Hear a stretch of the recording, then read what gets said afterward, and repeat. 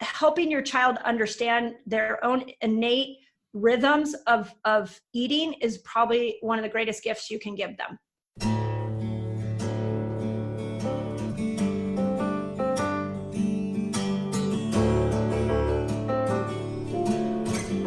Welcome to the Kids Eating Broccoli podcast, where we believe that raising healthy kids shouldn't be complicated. Our mission is to inspire 20 million families worldwide to take the steps to raise the healthiest generation in our history. We'll interview some of the world's leading experts in nutrition, human potential, and children's health, as well as extraordinary chefs and foodies to gain insight into simple, fun, and creative ways to introduce natural health into homes across this planet.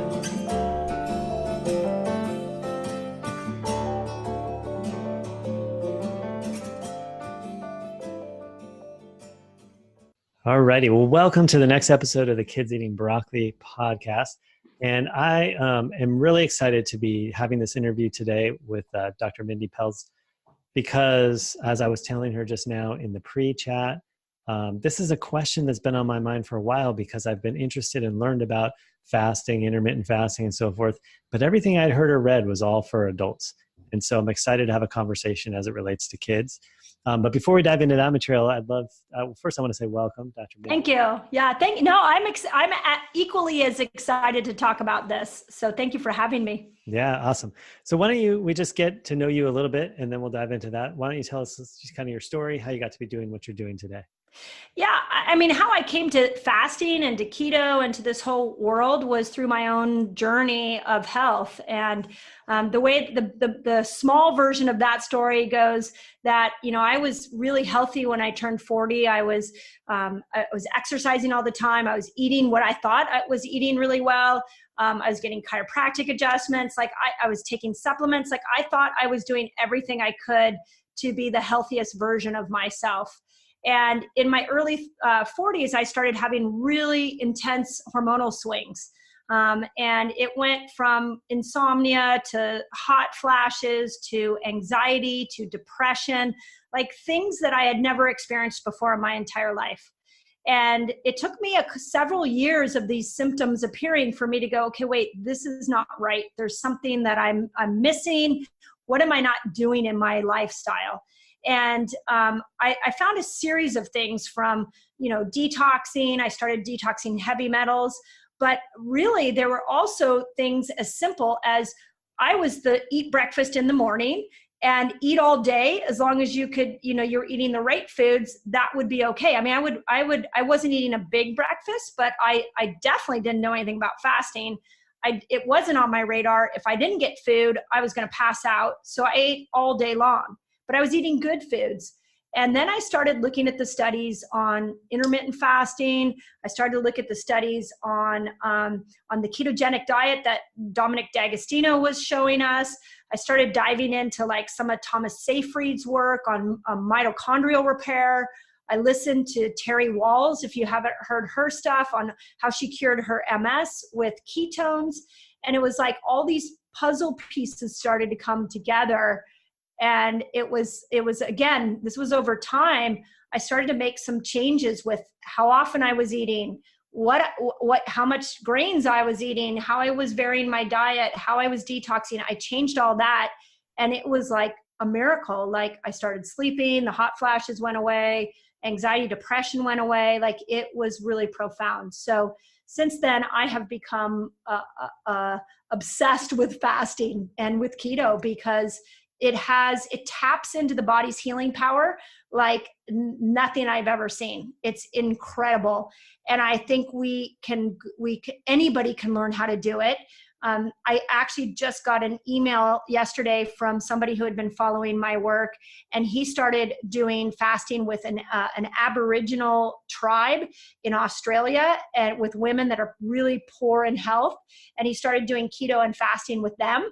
And he's watching these women's health turn around. So there's a perfect example. It doesn't take any money. It doesn't take a lot of knowledge. You just have to understand the ins and outs of fasting, I believe. Yeah, wow. That's pretty remarkable. So as you're talking and I'm hearing you talk about it, what comes to my mind, which I'm sure must be coming to other people's minds, like a lot of people, when they hear fasting, they might even almost feel like scared or concerned or like, I gotta not, I gotta starve. And so I'm sure you must hear about that. Yeah. So what do you Yeah, say to that? that's really common. And I think I had that thought too. When I first learned about fasting, I was like, okay, well, maybe I could do it one day. But then when I read that people were doing intermittent fasting every day, I was like, okay, wait, this is crazy. So the original study that got everybody so excited about intermittent fasting is Dr. Yoshinori Osumi, and he won the Nobel Prize in 2016 for understanding a concept called autophagy. And autophagy is a process that our cells go through when we do not give our body food. The body is so smart, it will have to turn inward and find food within the cell. And what it does is it starts to find the toxins within the cell, and it will start to live off of those toxins. And in that process, the other thing that's happening is your liver is changing and going from a sugar burner to a fat burner, and your liver starts to secrete something called ketones. And those ketones go up into the brain and make you have insane mental clarity, gives you energy. The ketones are neuroprotective. So my answer to the fear is that if you dive into really understanding what our body does when it doesn't have food, you would be really impressed. We are not built to eat all day long. And the 6 meal a day is an incredible myth. All you got to do is Google, go to Dr. Google and look at what are the benefits, the health benefits of 6 meals a day. And even if you did it, like one of the places we go to look at resources is on PubMed. And you go onto PubMed, these are research articles, and see what you can find about eating all day and the health benefits. And you're not going to find anything. But if you type in fasting, there's thousands of research studies on PubMed that will tell you the benefits of fasting. Yeah. Well, I mean, just what you mentioned there are pretty profound, that, your body will clean up the cells and your brain works better. And so, you've mentioned ketogenic ketones and stuff. And obviously that's another hot topic out there in the natural world, or even weight loss world, like, eating a keto diet and all that stuff. So, but mostly what you hear with the keto stuff is you got to eat high fat food. And so what I hear you talking about, you haven't mentioned anything about high fat food yet. You're just talking about that actually happens in this fasted state. Is there a difference between those two things? Yeah, I think this is a really good question because it does tie into kids here that we can talk about. There are 3 ways you can get ketones and surging through your body. One is you can change your diet, and you do that through low carb. And we say in the keto world, we say moderate protein. So it's not a high protein; it's a low carb, moderate protein, and you up your good fat. The second way you can get into ketosis is through fasting. So I have a lot of people that don't change their diet at all. All they do is long fast. They do 18, 19, 24-hour fasts, and they can get ketones to be secreted. And then the third way is through exogenous ketones, where you're actually taking ketones from the outside and putting them into your body. They all have different benefits. They all have different places we can use them. But if you're not familiar with ketones are healing and you want them. And the only way you get them is through one of those 3 things. And so I do believe it's a misnomer that you always have to lower carbs to get ketones. That doesn't always have to be the case. Uh-huh.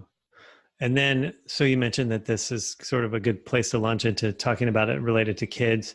Can you say more about that? Yeah. So with kids, I get a lot of questions on like, well, how would I show the ketogenic diet with my kids?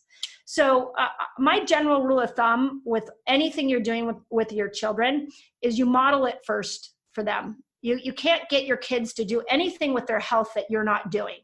So you need to be familiar with the ketogenic diet. You need to understand how that works for you. Now, the principles of the ketogenic diet are all around keeping insulin down and keeping glucose down. And those principles your children need to know about.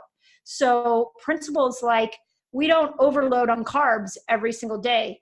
We don't have bread with every meal. My kids are very familiar with, and they're teenagers now, but they're very familiar with what a sandwich feels like without bread. When my kids were little, we had a real, one of their favorite snacks was a hammock, and it was ham wrapped around cheese, and it went in their lunch box. Now that would be ketogenic for a kid. It wasn't a ham sandwich. They had a hammock for lunch. So I think the important thing is that the typical American diet is give your kids bread, give your kids pasta, give them these milk with every meal. And what I would say is that's not doing them a service. And you want to remove those starches and lean on proteins, good fat, and healthy carbs. Healthy carbs are fruits, they're potatoes, sweet potatoes. Healthy carbs are what nature's provided for us. It's not refined grains. So in our family, you will not see at dinner pasta. We don't have a loaf of bread in the house. You will see a lot of vegetables. You'll see a lot of fruit. You'll see a lot of protein. Gotcha. So, gosh, my mind's going in a couple directions. I'd love to, so that's in terms of the dietary, like what you are eating, but yep. My big question, and really why I invited you on, because it's sort of been gnawing at me all this time, is how does the fasting fit in with our kids? So that's the question. So here's what I would say with fasting.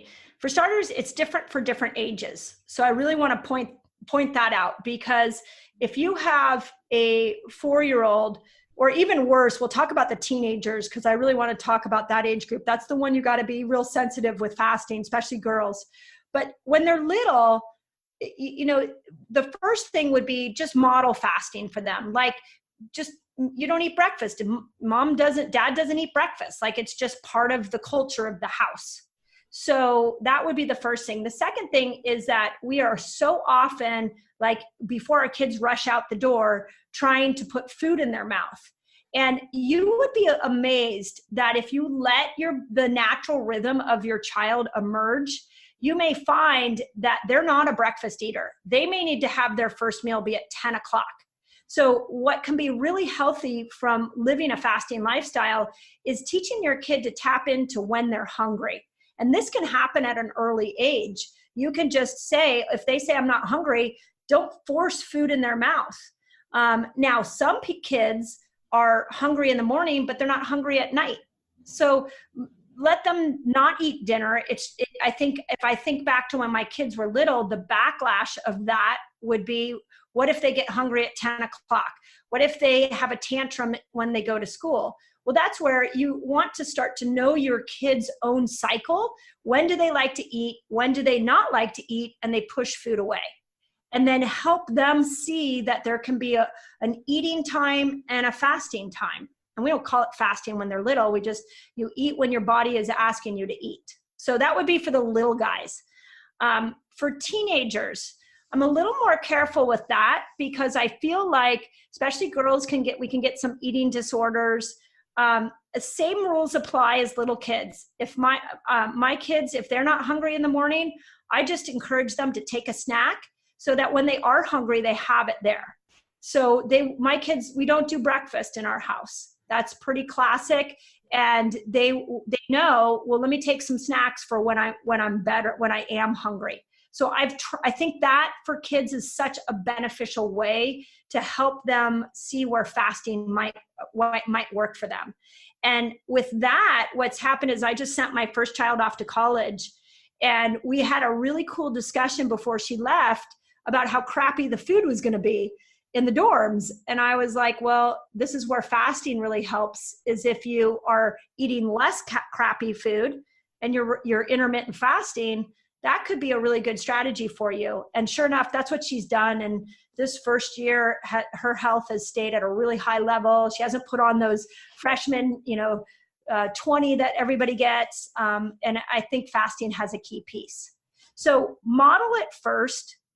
Don't force food down your kids all the time. Think about how you want to compress your kids' eating, and you want them to have some fasting periods, and then start to see what trends emerge of when they want to eat and when they don't want to eat. Gotcha. So what, I think of that whole idea of like your kids rushing off and you want to make sure they get food in their belly, and it's almost like we're trained that as parents, that part of our job is to make sure that they are always fed, kind Yep. of whether they're hungry or not, as we're talking about now. What about people who are worried, like, well, if I don't make them eat or give them the meals all the time like that, and they're growing, that's going to somehow interrupt their growing. Like there's this hookup that we get in our culture with as parents that we have to like give our kids a certain amount of food through over time for them to be able to grow and not, I don't know what, not Yeah. grow, I guess. I think the first thing to that is try to understand the natural rhythm of your child's eating behavior.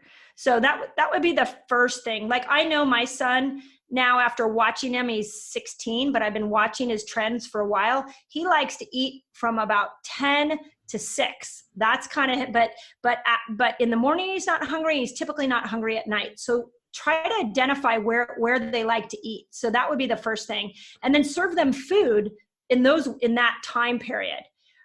Second thing is that your kid's going to let you know too. So your kid's going to tell you when they're hungry. They're not going to go days and days and days without food.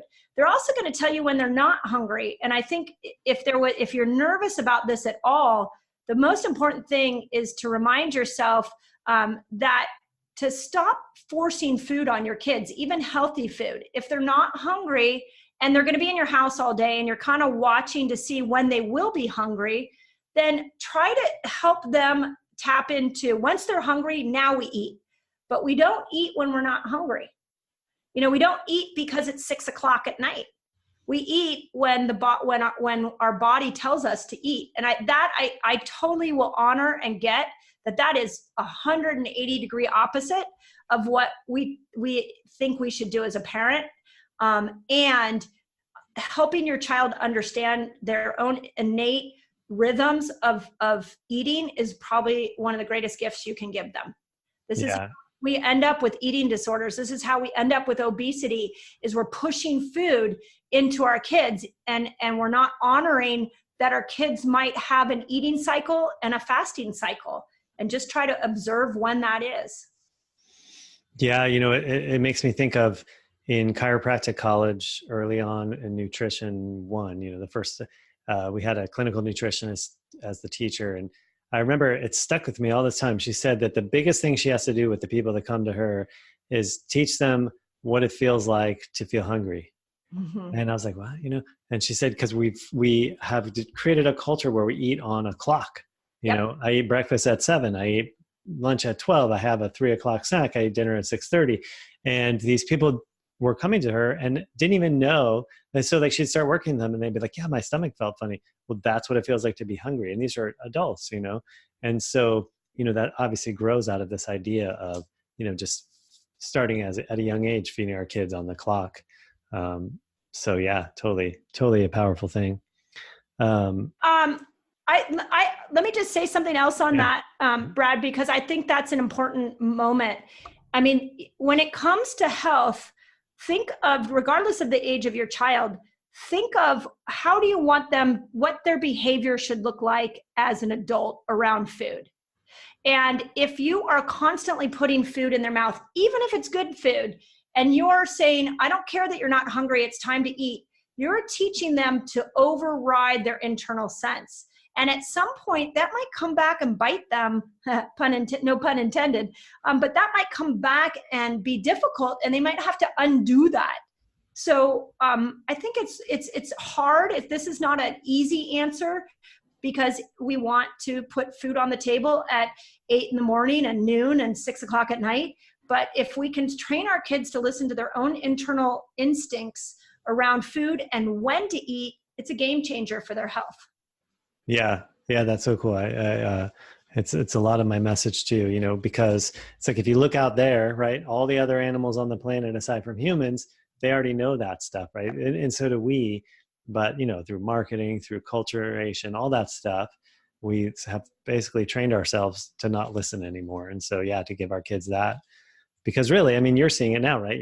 Is it your oldest that just went off to college? Yep. They don't live in our house for that much of their life. Most of it's as adults.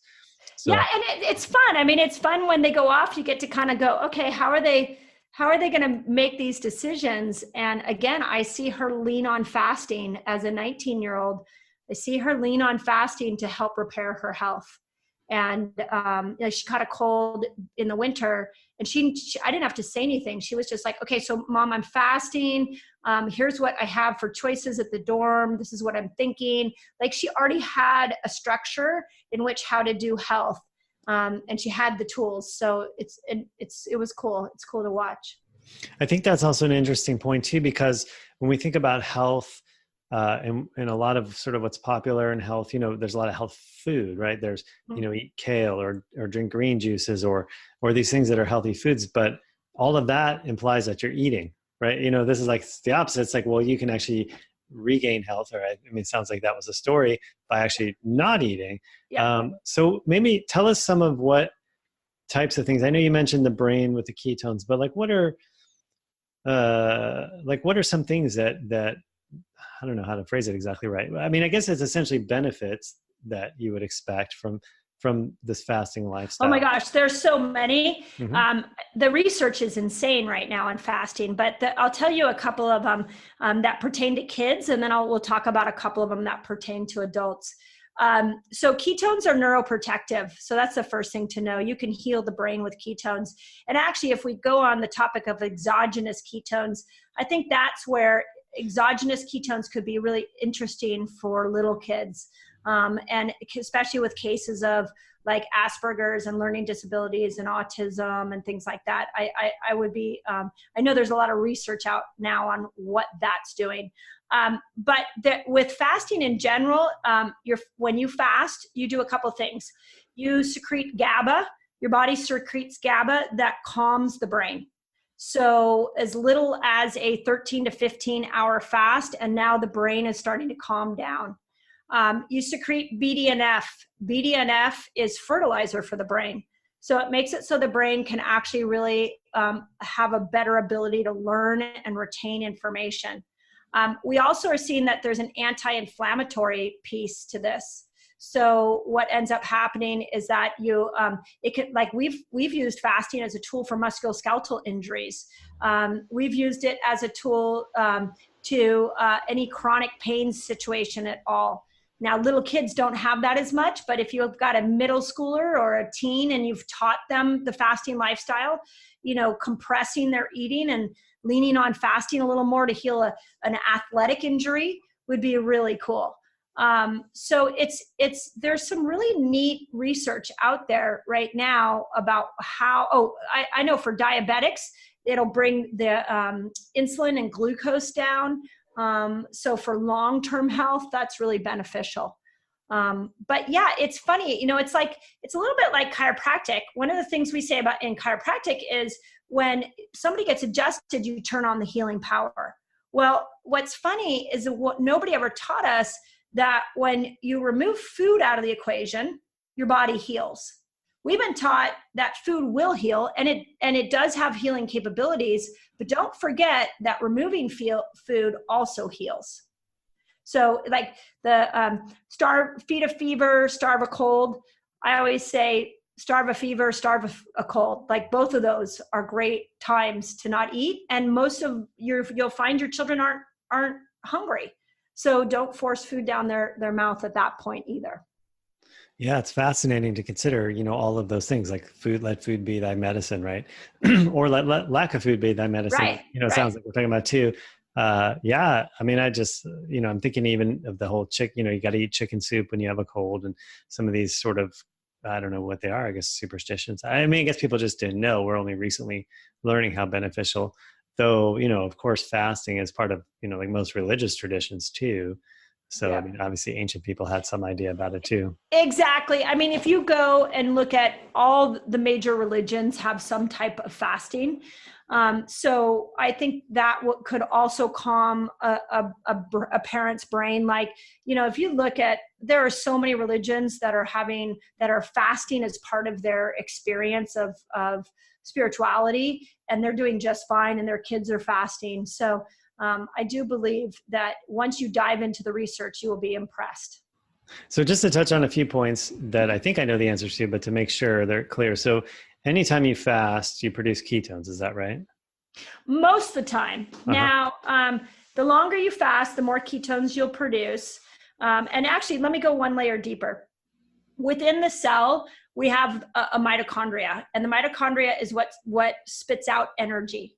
What we're finding, and this is beyond just kids, but it could be applied to kids too, is what we're finding in today's human body is that mitochondria is really damaged. It's damaged from poor diet. It's damaged from toxins. And so it's not working very right or very well. So what ends up happening is that when you go on a ketogenic diet and you start to fast, you start to repair that mitochondria. So some people struggle to get into ketosis or to spit out ketones if they have really damaged mitochondria. That's the only exception. But honestly, for your listeners, like if anybody just decides that they're going to lower down their carb load, just even a little bit, just try taking bread out, even if it's gluten-free bread. Just take it out for a couple of weeks and then take your breakfast and just push it back a couple of hours. Maybe you start with an hour. So if you eat breakfast at 9, push it back to 10. And then really make sure you're getting good fat, which is great for all ages. If you do those 3 things, I will tell you that 95% of people are going to start to produce ketones. And one of the signs, I mean, they're great. Like, I don't think these readers, these blood readers, like the Precision Blood Reader and Keto Mojo, there's some really cool ways that you can test your ketones and your blood sugar. And you can see if you're in ketosis. We look for a reading of about 0.5 or higher. So you can do that. You can get really meticulous like that. Or you know when you're in ketosis. People will tell you your brain gets really sharp. Your hunger goes down, and you can really have a sense, your energy goes up. It's pretty cool. So you've mentioned good fats a couple times to make sure you're eating plenty of those. Can you tell us what you mean by that? Yeah, I think that's the piece that with the families that I work with, it's like the very first thing I tell them, if you want to apply a ketogenic lifestyle to your family, get rid of the breads and start upping your fat. So, and good fat is like, in our household, it's avocados. We always have a ton of avocados, nut butters, if your kid can eat nut butters. We do a lot of ghee, MCT oil. Olives are great. A lot of kids love olives. Those have a lot of good fat in them. There are great cookbooks out there like Fat Bombs.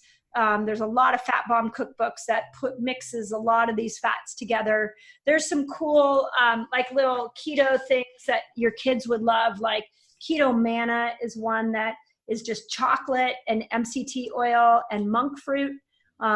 These kind of things my kids love now. I would think a young kid would love that as well. So, and all, when you look at what you're feeding your kids, so if you're feeding your kids carrot sticks, one thing that would be better is carrot sticks with hummus. So now you have some good fat from the hummus. You got a little bit of protein. So never, the way I look at the meals I put together is it's never void of fat. There's always, in fact, my son is a big meat eater and he's not so much a salad eater, much to my dismay. So I always say, okay, you can have a hamburger, and you can have an avocado. And if you want me to make you some sweet potato chips, I'll do that. But, I always make sure there's some kind of fat in there for him. Gotcha. Okay. So what about, I've come across some, with fasting, there's some people that do, every day, less eating time, like compressing the window. Then there's other methods where you eat limited calories, like 1 or 2 days a week. And then I've even recently learned about where you maybe eat in a 12-hour window over a period of time, but then on some periodic basis do a more extended just water fast, or just, where you don't eat anything fast. What are why would you do the different ones? Do you get the same benefit, or is it just whatever fits your personality? Or yeah, that's a really good question. So I've identified 7 different fasts that I do. I have a Facebook group called the Resetters where we fast together once a month, and I always give them a choice of these 7 different fasts. I did a YouTube video on it. Your audience can go look at it there. And they all have different purposes. So intermittent fasting is a really good that's 13 to 15 hours without food. That's a really good intro into fasting for those of you that want to try it for yourself. Then we have things like autophagy fasting, which is where you're lowering your protein and you're lowering your carbs, and you're fasting as long as 17 hours. Then we have, the water fast, these extended water fasts, and then fast mimicking. You and I talked about fast mimicking. Fast mimicking is super cool because you can eat, but you have to keep your calories down and you got to keep your protein down. Fast mimicking and the longer 3-day water fasts are all there to improve stem cell production. And now with your kids, you're not worried about stem cell production because they're getting stem cell production all the time. But after our reproductive age of like 40, 45, we don't get stem cell production happening as much, which is why we age. So a lot of the people that I work with are like hitting those menopause years, and they're going, oh my gosh, if I do a 3-day water fast, my skin looks different. Or I've seen a lot of people with their aches and pains go away because you're revitalizing these stem cells. Whereas some people want to just fast to lose weight, and those people can do like intermittent fasting, they can do 24-hour fasts. So it really depends on what you're trying to change in your body or what you're trying to create. Gotcha. I had one other thing I wrote down here. And the other thing I'll say, Brad, is that if somebody's new to fasting and they're listening to this, I think it's important to know that there's no such thing as a failed fast. Even just experiment with it, have fun with it, be playful about it. Even with your children, like, you don't have to announce, hey, we're fasting now. Like you can just say, you don't want breakfast? Okay, let me know. And then in an hour you check in. Are you ready for breakfast? Or maybe you decide, gosh, I always feed my kid breakfast at 8. I'm going to see what happens if I go to 9. And so you can start to play with that. And I swear you'll find a pattern with your kids. It's really interesting. Yeah, it's really true. I have 3 kids, 3 daughters, and they're all very different, So I often, like on the weekend or sometime when we have plenty of time, I'll just wait till they ask me, for breakfast. And my youngest, she wants it right away. Like she's a morning eater, but she's also at dinner time a lot of times is sitting there playing, distracting the other kids and not really eating. And I always joke that part of why I started this whole podcast was like, cause I wanted to learn some stuff as a parent. And one of the early episodes I did, they were talking about these 2 women called Parenting Power is their organization. And they were talking about some of these ways that parents get in fights with, or struggles with kids at the dinner table. And, just sort of a passing comment. Well, sometimes toddlers or young kids, they're just done eating at 4:00 in the afternoon. And so we sit there at dinner and like, finish your plate or one more bite or all that stuff. And it was so freeing to consider that as a parent, oh my gosh, she just sits there playing because she's not hungry. There's food. If she was hungry, she would eat it. Yep. And that's exactly, I would say, our mantra as we were raising our kids. And this was before we even knew about fasting. I grew up in a household where my mom would say, oh, you had a tough day. Here, sit down. I'm going to give you some food. And so in my 20s, I really learned that food was comfort. And I always carried 20, 30 extra pounds. And then it was when I went to chiropractic school that I was like, oh my gosh, there's this internal wisdom in the body. And if I tap into it, it will tell me when to eat. Now, it took time. It took years to understand that. But that when we are constantly pushing food on our kids, again, even if it's healthy food, they lose their own internal judgment. And once you have this sense of like, okay, I'm going to create some freedom around when they eat, you will watch how your kids eat. It's very interesting. With my children, they want to load up on 1 meal a day.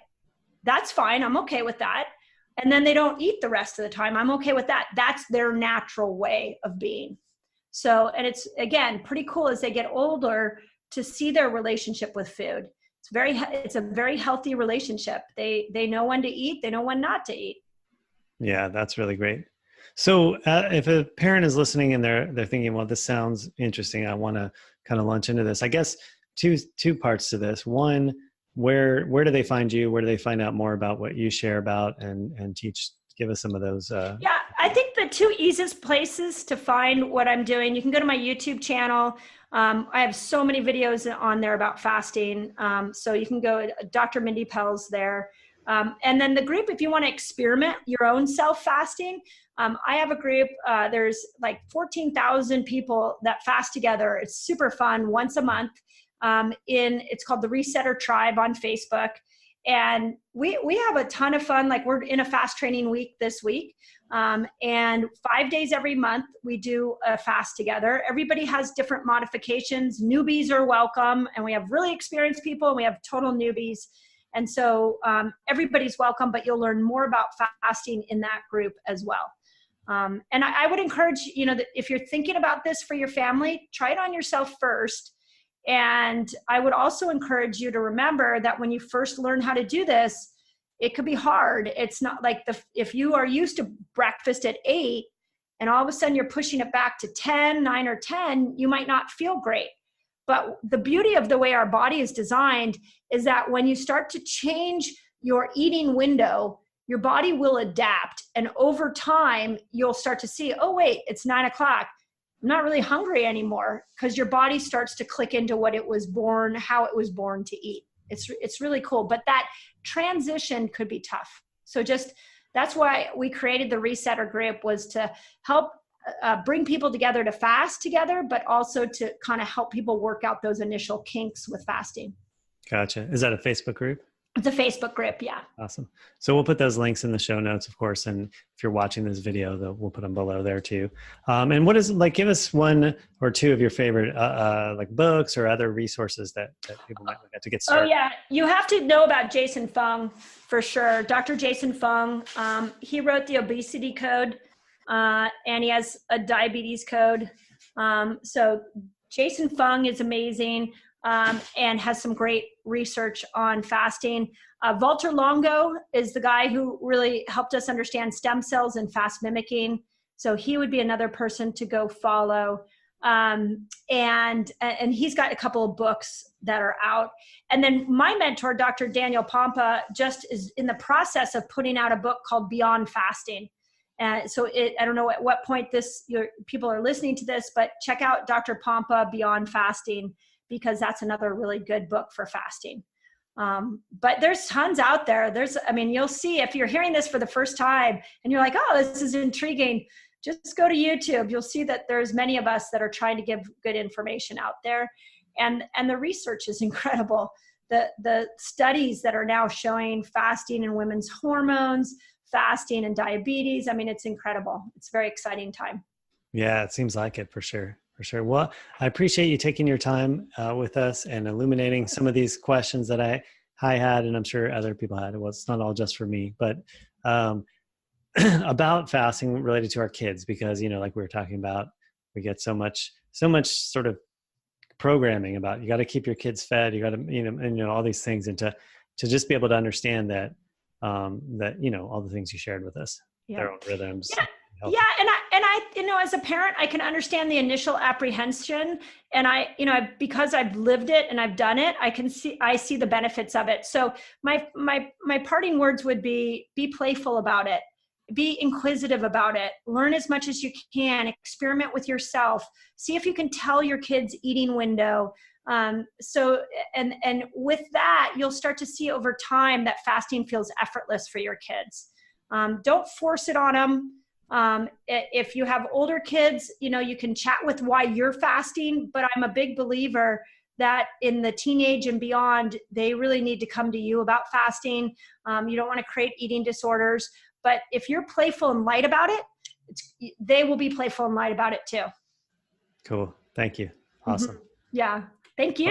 And I appreciate the work you're doing, and thank you for this opportunity, because there's so much magic in fasting that people just don't know about. And especially with kids. So when you reached out and said, hey, I want to talk about fasting in kids, I was like, oh, thank you. We need more conversations like this. Cool. Awesome. All right. Well, you take care, keep up the good work, and maybe we'll chat again down the road. Thanks. Appreciate it. Hey, thanks so much for joining us for this episode of the Kids Eating Broccoli podcast. Wasn't that great? I'm so happy to have had Dr. Mindy on. Some of those are questions I've had. I've been a practitioner of intermittent fasting in a variety of ways for several years, and I've always wondered about how it relates to kids. So that was really my impetus for getting her on. Hopefully you got as much out of this as I did. And this episode was brought to you by HempWorks CBD products. HempWorks, I've chosen to partner with them as a CBD product distributor because they meet my top 3 criteria points. The hemp that is derived from is grown organically in the U.S. They use a CO2 extraction process, so no chemicals or harsh solvents involved. And every batch is independently third-party tested with the third-party testing results posted for anyone to see right on the interwebs. So you can find out more or order some by going to drellisorcbd.com. That's drellisorcbd.com. And the links for that and the different links that Dr. Mindy mentioned in the episode will be posted on the show notes. So you can go to kidseatingbroccoli.com for that. And one last thing, if you enjoyed this, got something out of it, like the stuff we're doing, please go to iTunes, Stitcher, Spotify, wherever you listen to podcasts, or all of them even, and leave a rating and a review so that other people can find this information more easily and use it to improve their family, their kids, their health. So that is all for now. We'll see you later.